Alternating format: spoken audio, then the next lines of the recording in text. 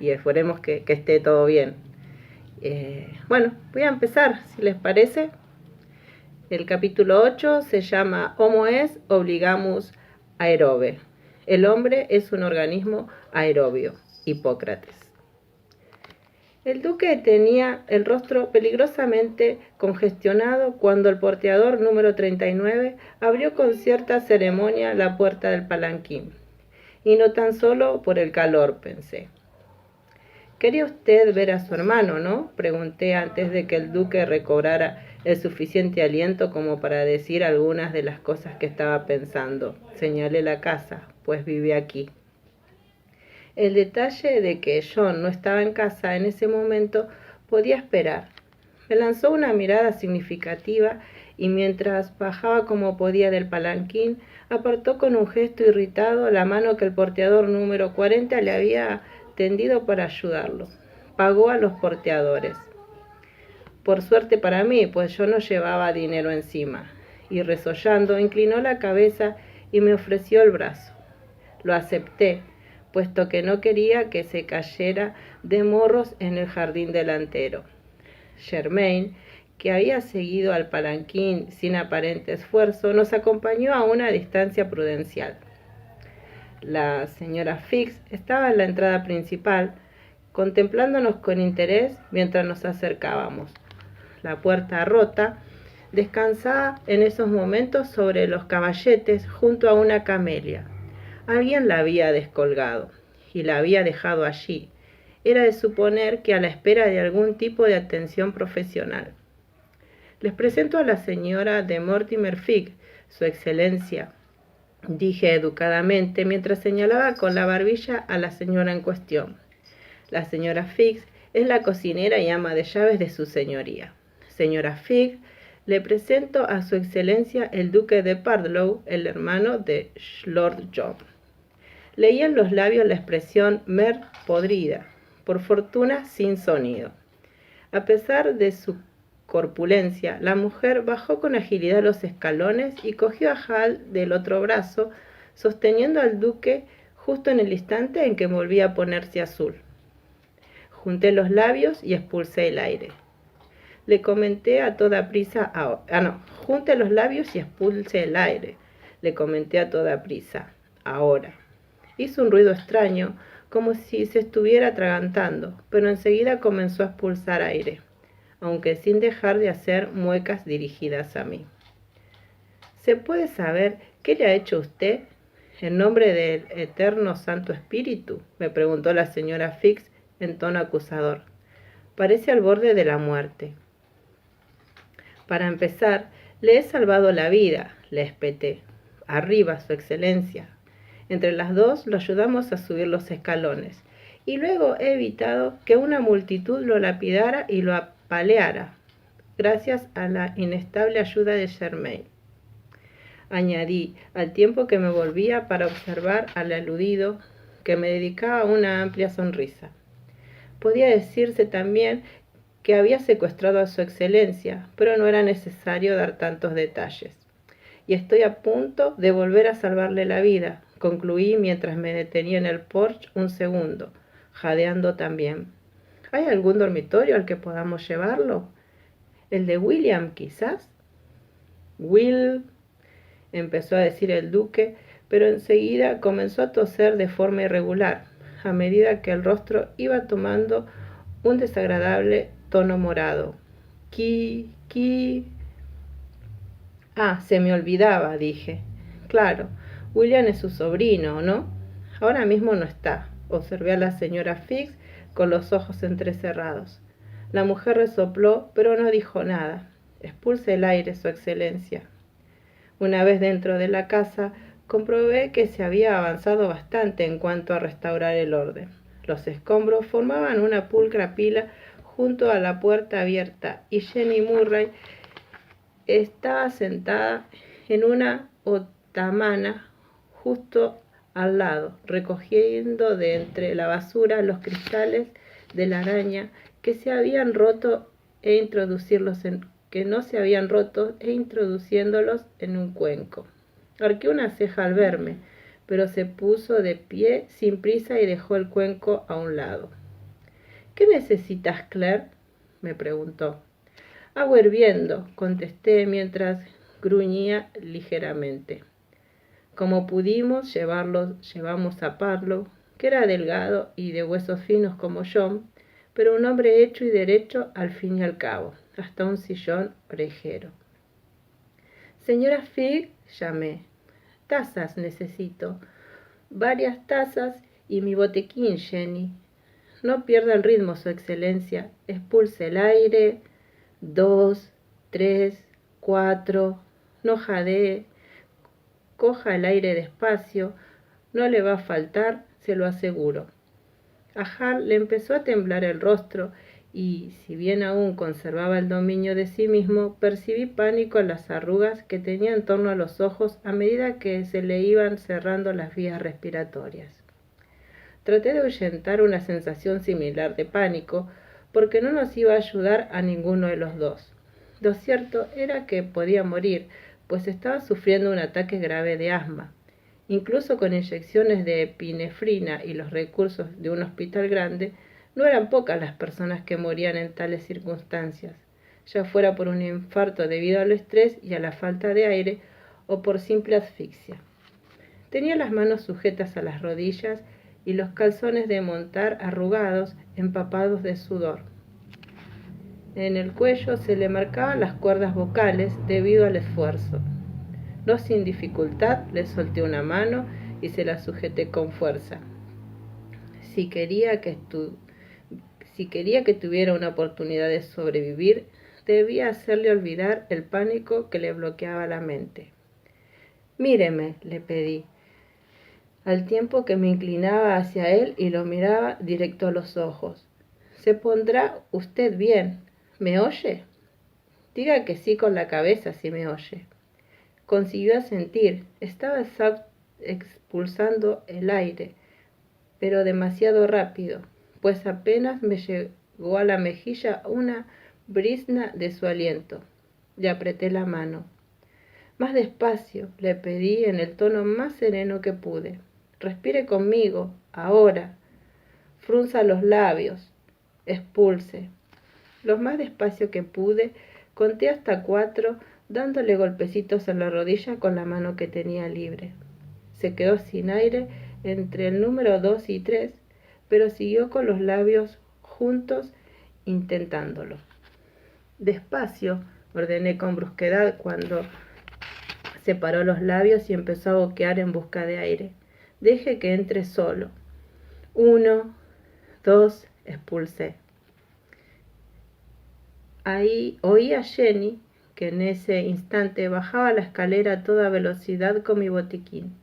La señora Figg había salido disparada como un torbellino hacia la cocina, donde tenía un enorme caldero de agua hirviendo. Llegó también en ese momento con 3 tazas de té colgadas de los dedos de una mano y un bote de agua caliente envuelto en una toalla que sujetaba contra el pecho con la otra mano. 3, 4, Belcho, Jenny. 1, 2, expulse. 2, 3, 4. Un buen puñado en cada taza. 2, sí, así, muy bien, expulse. Seguí sosteniéndole aún la mirada, animándolo a que no dejara de expulsar aire, porque era la única manera de mantener abiertas las vías respiratorias. Si perdía el ritmo, perdería también la poca presión de aire que podía tener, con lo cual se le bloquearían las vías respiratorias. Y alejé aquel pensamiento y le apreté la mano todo lo que pude, mientras iba dando incorrectas instrucciones sin dejar de contar. Belcho. ¿Qué más tenía, maldición? No mucho, la verdad. Raíz de Bowman, estramonio, peligrosamente tóxicos y no lo bastante rápidas. Nardo, Jenny, ordené de repente. La raíz, tiene que molerla. Señalé la segunda taza y luego la tercera. 2, 3, 4. Jenny había depositado en cada taza un buen puñado de belchos desmenuzados que parecía una pila de minúsculas ramitas. Lo dejamos unos minutos en infusión y le di la primera taza en cuanto el líquido estuvo lo bastante frío como para beberlo, aunque para obtener una concentración efectiva, la verdad era necesario dejarlo reposar al menos media hora. Más tazas, por favor, señora Fix.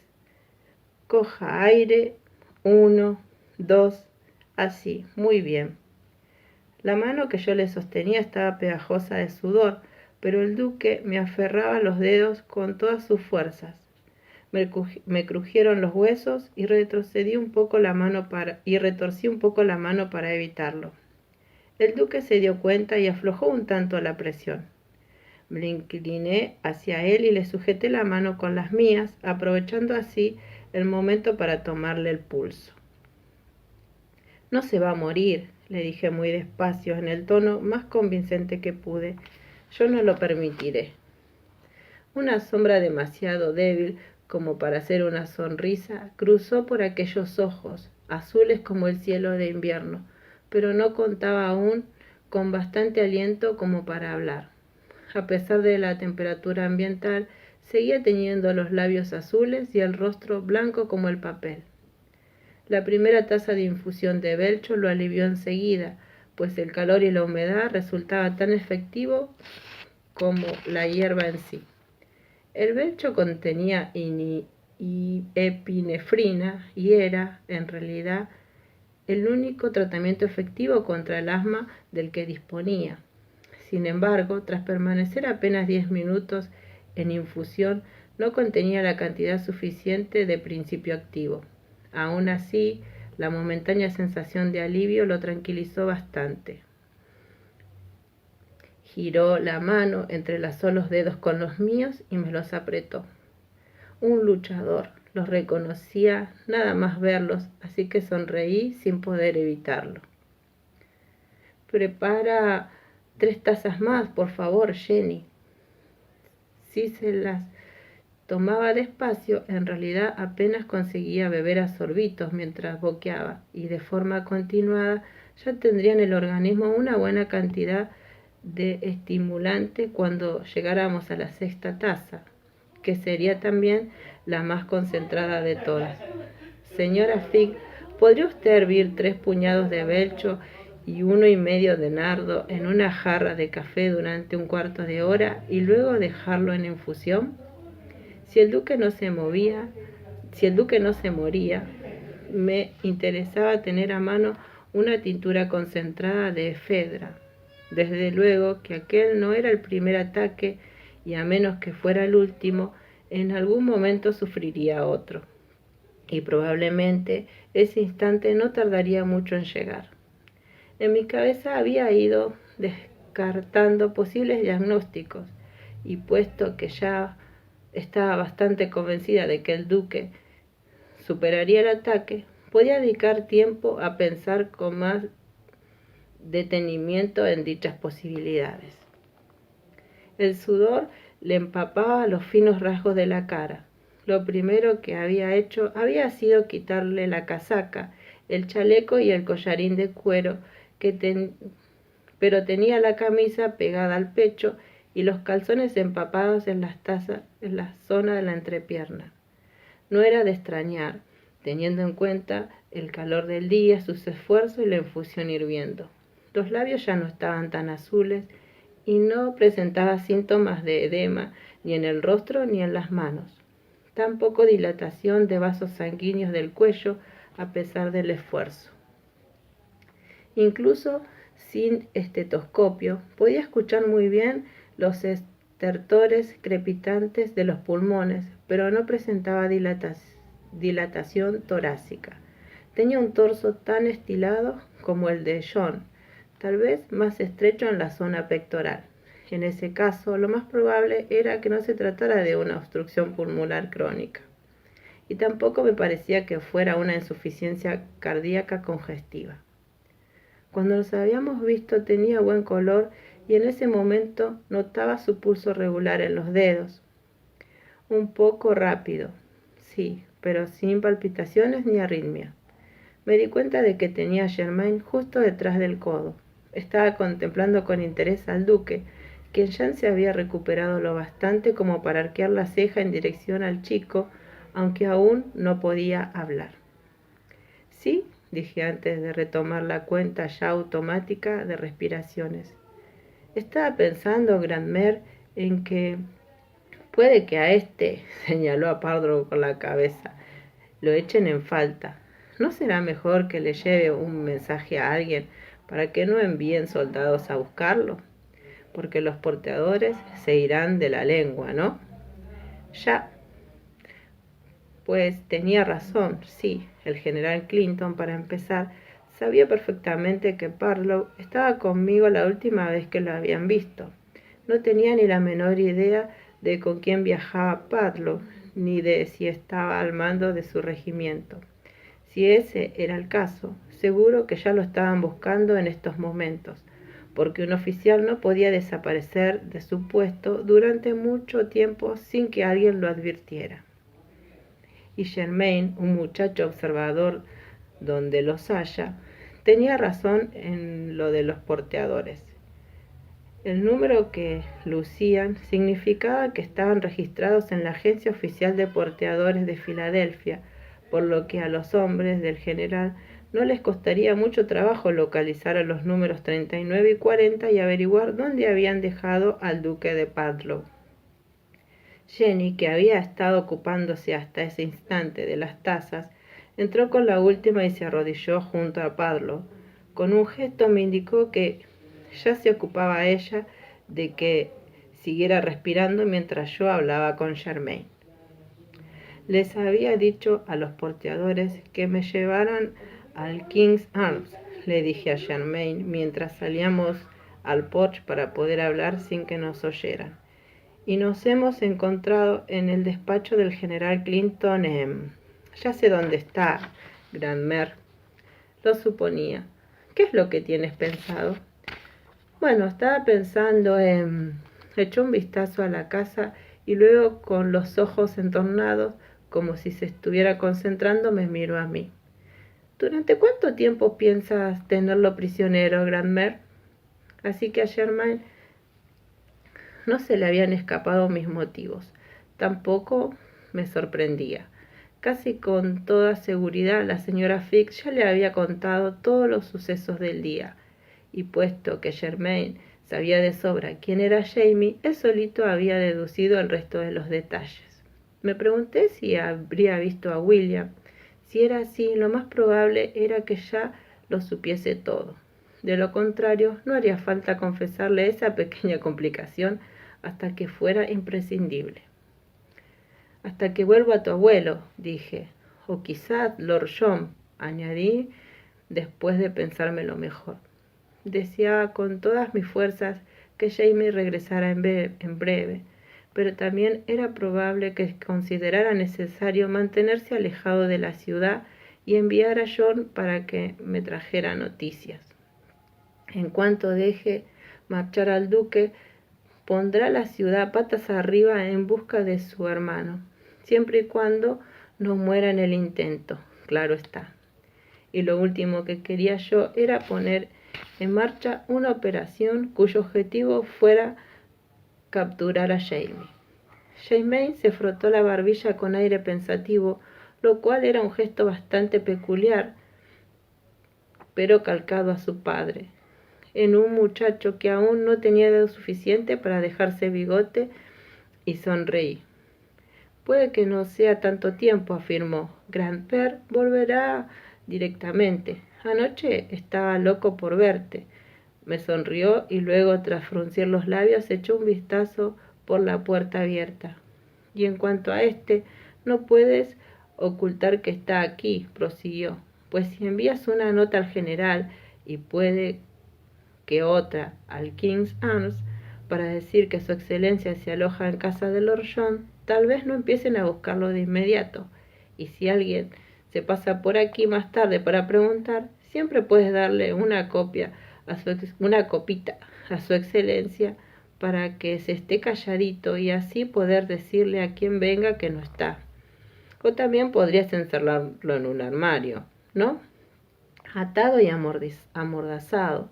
No vaya hacer que para entonces ya haya recuperado la voz, añadió.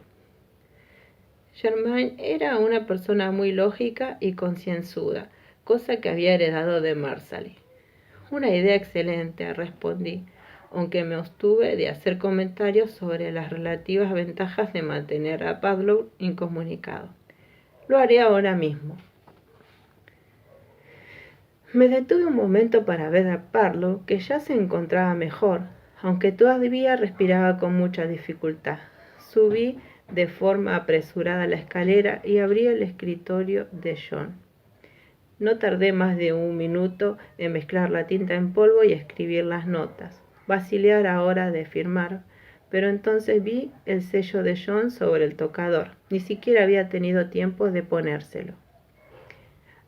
Aquella idea me inquietó un poco. La abrumadora alegría de saber que Jamie estaba vivo, junto a la sorpresa de la llegada de William, al secuestro de John por parte de Jamie y a la airada marcha de William. Dios, ¿dónde habría ido William? Prácticamente habían hecho que olvidara a John. Aún así, me dije, seguro que estaba bien. Jamie no permitiría que le ocurriera nada y regresaría de inmediato a Filadelfia. Las campanadas del reloj de mesa que estaba sobre la repisa de la chimenea me interrumpieron y me volví para consultar la hora. Las 4 en punto. El tiempo vuela cuando uno se divierte, murmuré para mis adentros mientras garabateaba una falsificación aceptable de la firma de John. Encendí una vela con las ascuas de la chimenea, vertí unas gotas de cera en las notas dobladas y las sellé con el anillo en forma de sonriente media luna. Tal vez John regresara antes de que las notas llegaran a su destino, y Jamie, sin duda, estaría de nuevo a mi lado en cuanto la oscuridad le permitiera desplazarse sin correr riesgos. Bueno, ahora voy a leer el capítulo 9. Hay un flujo y reflujo en los asuntos de los hombres. Jamie no estaba solo en el camino. Había intuido vagamente la presencia de caballos por allí cerca y había oído voces lejanas de hombres que iban a pie, pero ahora que la rabia ya no le cegaba, le sorprendió comprobar que eran muchos. Vio lo que a todas luces parecía una milicia, no en plena marcha, pero sí trasladándose como un todo formado por grupitos y corillos de hombres, más unos cuantos jinetes solitarios y varias carretas procedentes de la ciudad, rebosantes de mercadería. Varias mujeres y niños caminaban junto a los carros. El día anterior, Jamie había visto a unas cuantas personas abandonar Filadelfia cuando había llegado. Dios, solo había transcurrido un día y había pensado en preguntarle a Fergus los motivos pero con los nervios de la llegada y las complicaciones posteriores se le había olvidado. La sensación de inquietud fue aumentando, de modo que espolió a su caballo para que avanzara más deprisa. Apenas quedaban unos 15 kilómetros hasta la ciudad. Llegaría bastante antes de que anocheciera. Aunque casi era mejor que ya hubiera oscurecido, pensó con tristeza. Les resultaría más fácil aclarar las cosas con Claire sin que nadie los molestara y acabara como acabase la cosa, a palos o en la cama. No quería interrupciones. La idea hizo que se sintiera como una de las cerillas que Brianna encendía. Bastaba una palabra, cama, para hacer que estallara de rabia una vez más. Ephraim, exclamó en voz alta, al tiempo que estrellaba el puño contra el pomo de la silla de montar. Con lo que le había costado calmarse y lo había echado todo a perder en un segundo. Maldita sea, maldito él, maldito ella, maldito John Green, maldito sea todo. Señor Fraser, se volvió de golpe como si le hubieran disparado por la espalda y el caballo redujo el paso resoplando. Señor Fraser, le llegó de nuevo la voz jadeante, y Daniel Morgan lo alcanzó trotando a lomos de un caballo zaino, pequeño pero robusto, con una gran sonrisa en su rostro repleto de cicatrices. Sabía que era usted, lo sabía. No existe ningún otro granuja tan alto ni con ese color de pelo. Y si existe, no quiero conocerlo. Coronel Morgan, dijo Jamie, fijándose en el desacostumbrado uniforme del viejo Dan, que lucía una insignia reciente en el cuello. ¿Va usted a una boda? Jamie se esforzó por sonreír, aunque el caos de su interior era como remolinos entre los arrecifes de la isla escocesa de Stroma. ¿Qué? Ah, esto, repuso Dan mientras intentaba mirar de reojo el cuello de su uniforme. Bah, la condenada insistencia de Washington para la corrección en el vestir. Últimamente el ejército continental tiene más generales que soldados rasos. Si un oficial sobrevive a más de 2 batallas, lo nombran general allí mismo. Ah, pero que le paguen a uno por ello, eso es harina de otro costal. Se echó el sombrero hacia atrás y contempló a Jamie de arriba abajo. ¿Acaba de regresar de Escocia? He oído que se marchó usted con el cuerpo del general de brigada Fraser, pariente suyo, supongo. Morgan movió la cabeza de un lado a otro con pesar. Qué lástima. Excelente soldado, mejor hombre. Sí, lo era. Lo enterramos cerca de su casa, en Balney. Prosiguieron juntos. Dan iba formulando preguntas y Jamie contestándoselas con tan pocas palabras como la buena educación y el verdadero efecto que le inspiraba Morgan le permitían. No se habían vuelto a ver desde Saratoga, donde Jamie había servido como oficial a las órdenes de Morgan en su cuerpo de fusileros. Por lo tanto, tenía mucho que contarse. Aún así, a Jamie le alegraba tener compañía e incluso lo alegraban las preguntas. Lo distraían e impedían que sus pensamientos lo catapultaran de nuevo hacia la rabia y la confusión inútiles. Supongo que tenemos que separarnos aquí, dijo Jamie al cabo de un rato. Se acercaban a una encrucijada y Dan había minorado un poco el paso. Yo me dirijo a la ciudad.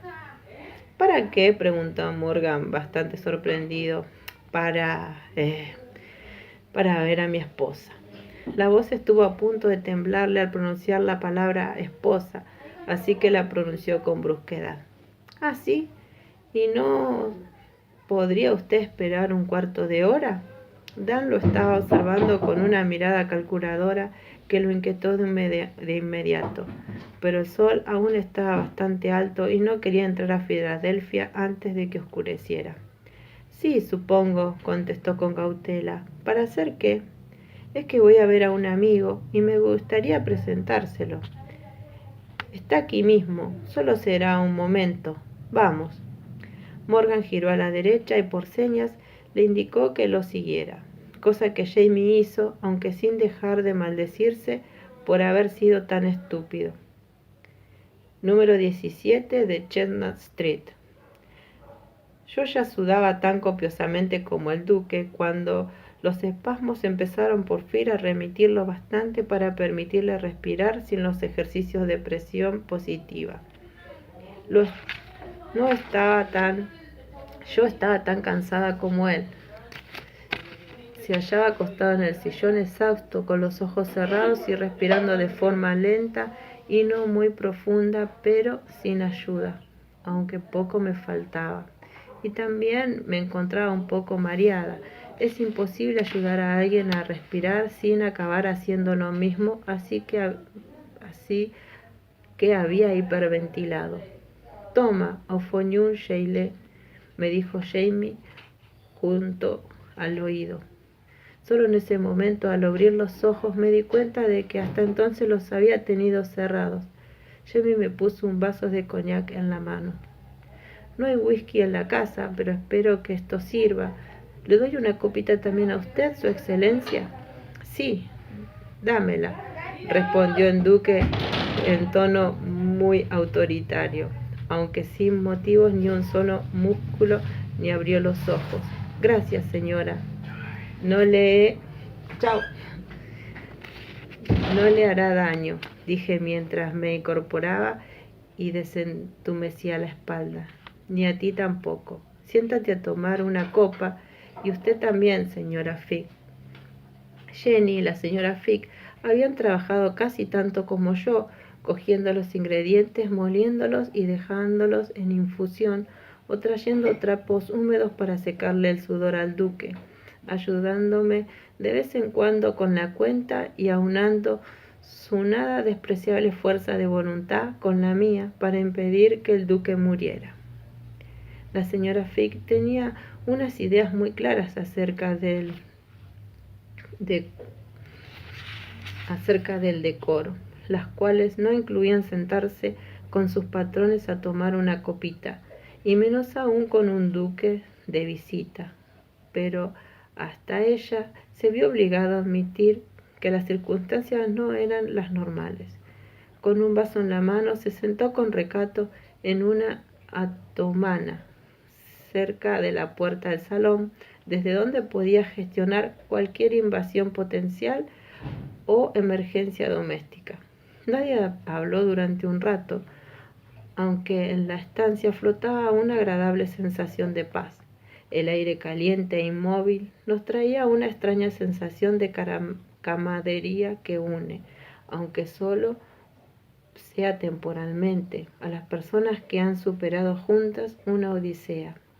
Poco a poco, sin embargo, advertí que el aire también portaba ruidos procedentes de la calle. Grupos de personas que caminaban a paso rápido, gritos que llegaban desde la otra esquina, traqueteo de carretas y a lo lejos el sonido de los tambores. La señora Fig también se dio cuenta. Vi cómo levantaba la cabeza y me fijé en las cintas de su cofia, que temblaban con aire de interrogación. Jesucito de mi vida, ten piedad, dijo mientras dejaba el vaso vacío con mucho cuidado. Algo se acerca. Jenny pareció asustada y me miró con aprensión. ¿Se acerca?, inquirió. ¿Qué se acerca? El ejército continental, espero, respondió Pablo. Dejó caer la cabeza hacia atrás, suspirando. Dios mío, lo importante que es respirar. Su respiración seguía siendo débil, pero ya no forzada. Levantó el vaso en mi dirección con gesto ceremonioso. Muchas gracias, mi querida amiga. Ya estaba en deuda con usted por los amables servicios prestados a mi hijo, pero ¿a qué se refiere usted con el ejército continental?, lo interrumpí. Dejé mi vaso, que también estaba vacío. Los latidos del corazón habían vuelto a la normalidad después del ajetreo de la última hora, pero en ese momento se me volvieron a acelerar de forma brusca. Perlow cerró un ojo y me observó con el otro. Los americanos, dijo con suavidad, los rebeldes. ¿A qué otra cosa me iba a referir? Y cuando dice usted que se acerca, proseguí con cautela. No lo he dicho yo, apuntó, tras lo cual señaló a la señora Fix. Lo ha dicho ella, pero tiene razón. Las fuerzas del general Clinton se están retirando de Filadelfia, y me atrevería a decir que Washington se dispone a entrar. Jenny carraspeó un poco y la señora Fig soltó una frase claramente blasfema en francés para de inmediato taparse la boca con una manaza de rosada palma. «Ah», exclamé en un tono que sin duda dejaba clara mi perplejidad. Antes, cuando me había reunido con el general Clinton, había estado tan pendiente de otras cosas que las consecuencias lógicas de una retirada británica ni siquiera se me habían ocurrido. La señora Fig se puso en pie. Pues entonces sería mejor que me vaya a enterrar la plata, dijo en un tono de lo más práctico. La esconderé bajo el laburno que está junto a la cocina, Lady John. Espere, pedí al tiempo que levantaba la mano. Creo que todavía no es preciso, señora Fix. El ejército aún no ha abandonado la ciudad. Tampoco es que los americanos nos estén pisando los talones. Y además necesitaremos algún que otro tenedor para la cena. La señora Fix emitió un largo murmullo gutural, pero por último pareció comprender la sensatez de mis palabras. Se limitó a sentir y comenzó a recoger los vasos de coñac vacío. Entonces, ¿qué desean cenar? Tengo jamón cocido frío, pero esperaba preparar un fricasé de pollo, ya que a William le gusta mucho. Dirigió una sombría mirada hacia el vestíbulo, donde las manchas de sangre del papel de la pared ya habían adquirido un tono marrón. ¿Cree usted que volverá a la hora de la cena? William tenía su alojamiento oficial en alguna parte de la ciudad, pero solía pasar la noche en casa, sobre todo cuando la señora Fig preparaba su fricasé de pollo. ¿Quién sabe?, contesté. Con todo lo que había pasado, ni siquiera había tenido tiempo de pararme a pensar en la situación de William. ¿Era posible que regresase cuando se hubiera calmado para aclarar de una vez por todas las cosas con John? Sabía muy bien, porque lo había visto en más de una ocasión, cómo eran los Fraises cuando estaban furiosos, y por lo general no tenían a enfurruñarse, sino más bien a pensar de inmediato en la acción. Observé como quien no quiere observé a Jenny con aire especulativo. Ella me devolvió la mirada y como quien no quiere la cosa, apoyó un codo en la mesa, dejó descansar la barbilla en la mano y se dio unos golpecitos en los labios con los dedos, como si estuviera pensando. Le sonreí con discreción. ¿Dónde está mi sobrino?, preguntó Hal, que al fin era capaz de prestar atención a algo que no fuera su próxima respiración. Y puestos a preguntar, ¿dónde está mi hermano? No lo sé, le respondí mientras dejaba mi vaso en la bandeja que llevaba la señora Fig. Luego recogí el de Hal y lo coloqué también sobre la bandeja. La verdad es que no le he mentido sobre eso, pero espero que regrese pronto. Me pasé una mano por la frente y me eché el cabello hacia atrás lo mejor que pude. Lo primero es lo primero. Tenía un paciente al que atender. Estoy segura de que John quiere verlo a usted tanto como usted a él, proseguí, pero... Oh, lo dudo, afirmó el duque. Me recorrió lentamente con una mirada desde los pies descalzos hasta la melena despeinada, y la débil expresión risueña de su rostro se fue afianzando. Tiene usted que contarme, cuando tenga un rato, cómo es que John se ha casado con usted. Una idea descabellada, me limité a expresar, pero mientras tiene usted que meterse en la cama. Señora Fix, la habitación de atrás está... Gracias, señora Fig, me interrumpió el duque, pero creo que no lo necesito. Estaba intentando levantarse del sillón y apenas le quedaba aliento suficiente para hablar. Me puse en pie, me dirigí a él y le dediqué mi mejor mirada de matrona autoritaria.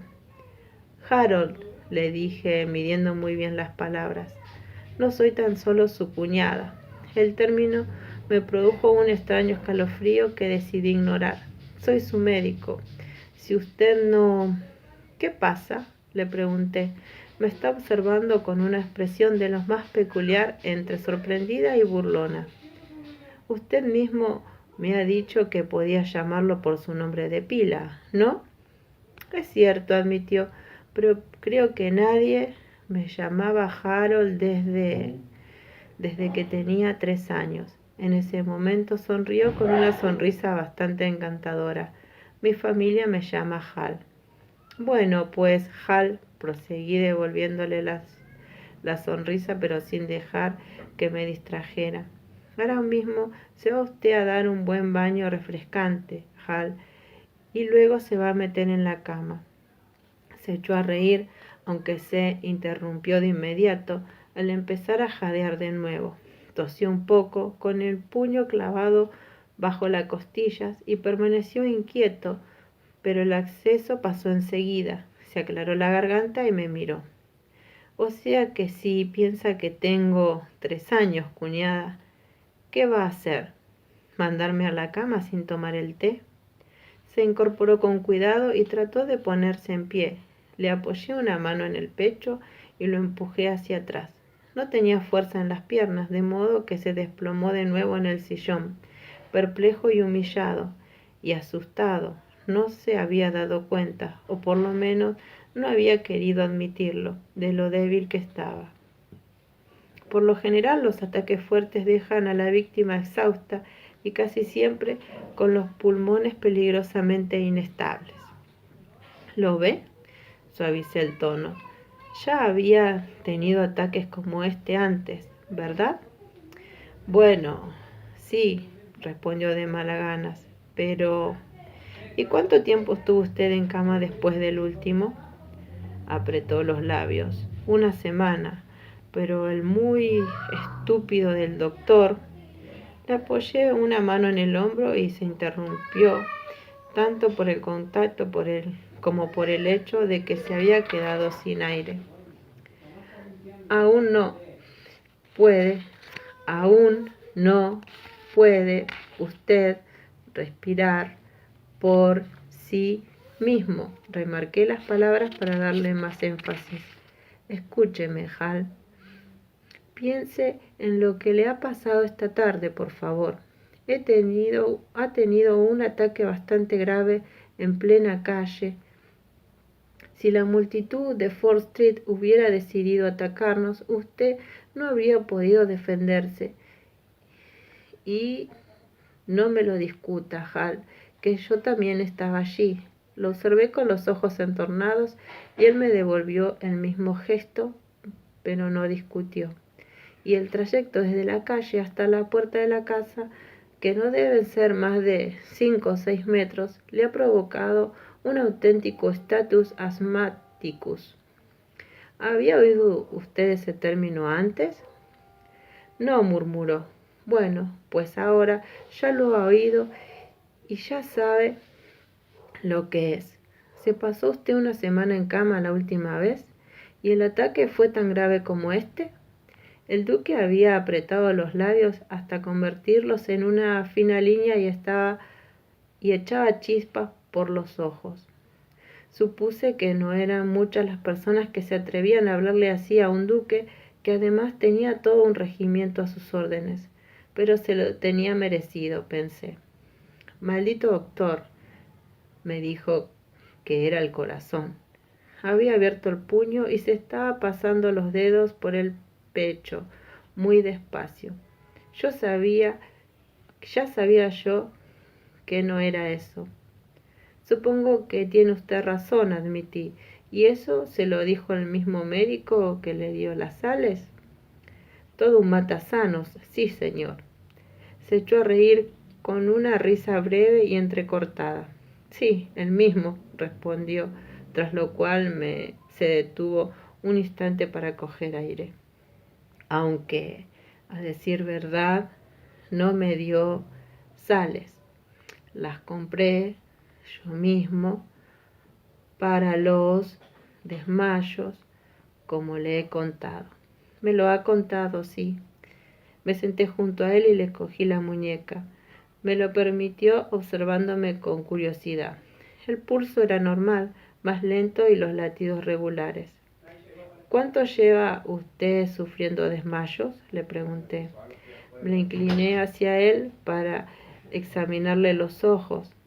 No presentaban petequías ni síntomas de ictericia y ambas pupilas eran del mismo tamaño.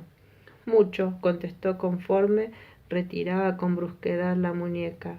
No dispongo del tiempo para charlar acerca de mi salud, señora. Tengo que... Claire, le dije. Le apoyé una disuasoria mano en el pecho y le sonreí con amabilidad. Usted es Hal y yo soy Claire, y no va usted a ir a ninguna parte, Su Excelencia.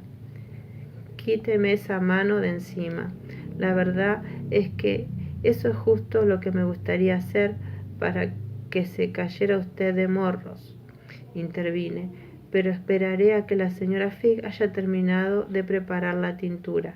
No quiero que se retuerza usted en el suelo, boqueando como un pez fuera del agua que no consigue sacarse el anzuelo de la boca. Le aparté la mano del pecho y tras ponerme en pie me alejé hacia el vestíbulo antes de que el duque pudiera recuperar el aliento necesario para responder. Jenny se había apostado junto a la puerta abierta y estaba mirando a uno y otro lado de la calle. ¿Qué pasa ahí fuera?, le pregunté. No lo sé, respondió ella sin apartar la mirada de un par de tipos de aspecto tosco que en ese momento holgazaneaban al otro lado de la calle. Pero no me gusta nada la cosa. ¿Crees que tiene razón en lo de que el ejército británico se retira? Sí, es cierto, y es probable que la mitad de los legitimistas de la ciudad se marchen con ellos. Sabía exactamente a qué se refería Jenny cuando decía que no le gustaba nada la cosa. El aire cargado y asfixiante, el canto de las cigarras, las hojas de los castaños que pendían lacias como bayetas. Y sin embargo algo se percibía en la atmósfera. Agitación, pánico, miedo, las tres cosas, pensé. Será mejor que vaya a la imprenta, ¿no crees? Se volvió hacia mí con el ceño un tanto fruncido. Marsary, los críos no estarán mejor si los traigo aquí. Si los traigo aquí, por si se producen disturbios o algo, quiero decir. Negué con la cabeza. No lo creo. Todo el mundo sabe que son patriotas. Son los legitimistas los que corren peligro si el ejército británico decide retirarse. No habrá nadie que los proteja y los rebeldes podrán, hacerles algo. Y añadí mientras notaba una desagradable sensación en la espalda, como el contacto de un dedo frío y viscoso. Este es un hogar legitimista, que no tiene ni puerta ni cerradura. Podría haber rematado, aunque no lo hice. Se oyó un ruido sordo en el salón, como el de un cuerpo al estrellarse contra el suelo, pero Jenny ni siquiera parpadeó. Lo mismo que yo, ambas teníamos sobrada experiencia en hombres testarudos.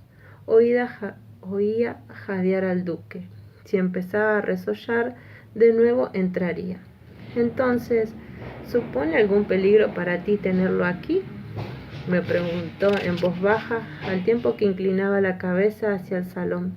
Quizás sea mejor que vengas a la imprenta. Hice una mueca mientras sopesaba las posibilidades. Las notas que había enviado a través de Germain retrasarían las pesquisas, y a mí no me costaría mucho distraer a cualquiera que se acercara a la casa. Pero eso también significaba que no podía esperar ayuda inmediata por parte del ejército en el caso de que la necesitara. Tal vez lo hiciera porque era posible que alguien, en mitad de aquella multitud hostil de Ford Street, me hubiera oído decirle a los porteadores a dónde debían llevarnos. Contemplé esa hostilidad bajo una luz distinta. Si los rebeldes de la ciudad se alzaban y se enfrentaban a los indefensos legitimistas, y las corrientes se pensaban a formar remolinos por las calles, se me antojaban terribles y de lo más siniestras. Alguien podría presentarse en el porche con un barril de alquitrán y un saco lleno de plumas, observó Jenny, adelantándose a mis pensamientos de una forma más inquietante. Bueno, eso no le sería muy útil al asma de su excelencia, dije. Jenny se echó a reír. ¿No sería mejor que se lo devolvieras al general Clinton?, propuso. A mí me registraron la casa a los soldados. Tenía un hombre que estaba en busca y captura oculta en el fondo del armario, con mi bebé recién nacido en los brazos. No creo que sea demasiado agradable que los hijos de la libertad se presentaran aquí en busca de su excelencia, si es cierto lo que Marsali me ha contado acerca de ellos. Probablemente lo sea. Se oyó un disparo en la cargada atmósfera, un estallido breve y seco que procedía de alguna parte cercana al río. Las dos nos pusimos tensas, pero el ruido no se repitió y al cabo de un momento cogí aire de nuevo. La cuestión es que no están en condiciones.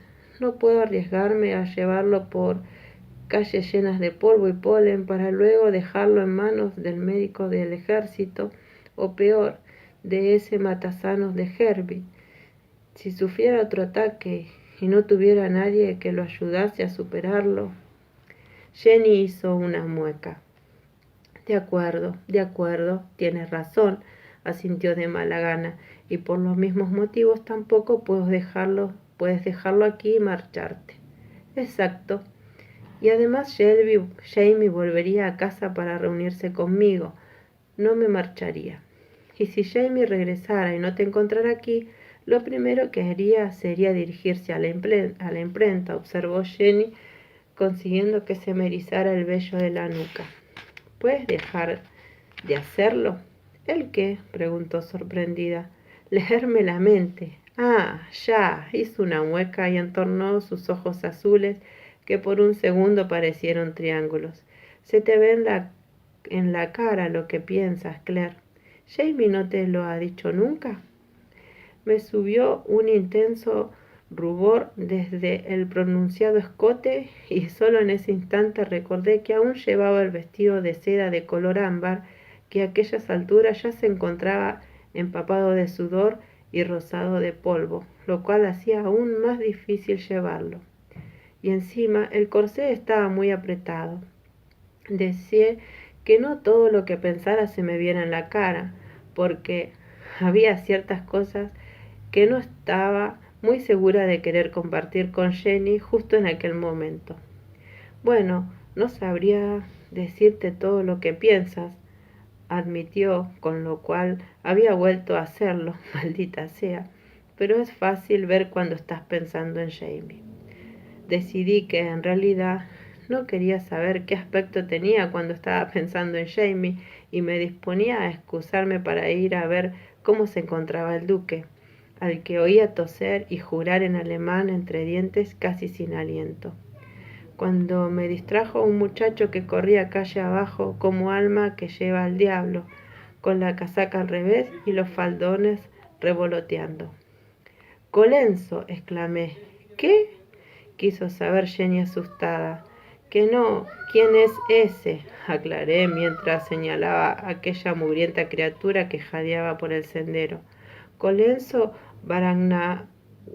Varaguanás, el mozo de William.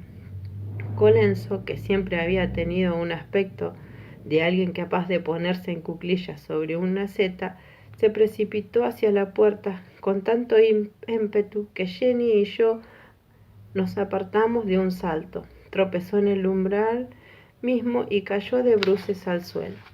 —Parece que te esté persiguiendo el mismísimo diablo, muchacho —dijo Jenny al tiempo que se inclinaba para ayudarlo a ponerse en pie. —¿Y dónde están tus calzones? En efecto, el muchacho iba descalzo y no llevaba más que la camisa bajo la casaca. —Se los han llevado —espetó casi sin aliento. —¿Quién? —pregunté conforme le quitaba la casaca y la ponía otra vez del derecho. —Ellos —señaló con aire abatido hacia Locust Street. Me he asomado a la taberna para ver si Lord Ellesmere estaba allí, pero porque a veces va, y he visto a un grupo de hombres que armaban tanto jadeo como un enjambre de abejas. También había unos cuantos chicos mayores y uno de ellos, que me conocía, me ha visto y ha empezado a gritar y a decir que los estaba espiando para luego ir a contárselo al ejército. Y entonces me han cogido y me han llamado chaquetero y me han puesto la camisa del revés y un tipo me ha dicho que me iban a dar una tunda para que no volviera a hacerlo. Y luego me ha quitado los calzones y bueno, he conseguido soltarme, me he tirado al suelo para arrastrarme por debajo de las mesas y después he salido corriendo. Se secó la nariz con una manga. ¿Está en casa su señoría, señora? No, dije. ¿Qué quieres de él? Yo nada, señora, me aseguró con evidente franqueza. El mayor Findlay quiere verlo ahora. Pues esté donde esté ahora mismo, lo más probable es que regrese a su alojamiento habitual esta noche. ¿Sabes dónde es, verdad? Sí, señora, pero no pienso volver a la calle sin calzones, explicó con una expresión tan horrorizada como indignada, y Jenny se echó a reír. Y no te culpo, muchacho, afirmó. Te diré lo que vamos a hacer. Yo creo que mi nieto mayor tendrá unos calzones para prestarte. Voy un momento a la imprenta, añadió dirigiéndose a mí. Cojo los calzones y le pregunto a Marcely qué hacemos. De acuerdo, respondí, aunque no me gustaba mucho la idea de que se marchara. Pero vuelve enseguida y dile que no publique nada de esto en los periódicos. Y bueno, hasta aquí fue el capítulo 9. Bueno, un placer haberles leído. Disculpen que tuve muchos sucesos y bueno, estoy desde la casa de mis papás, en la habitación de mis hermanos, por eso se ven tantas cositas. Les dejo un beso grande y bueno, ya nos falta poco y esperemos que pronto podamos leer el libro nuevo. Un beso grande. Beso grande.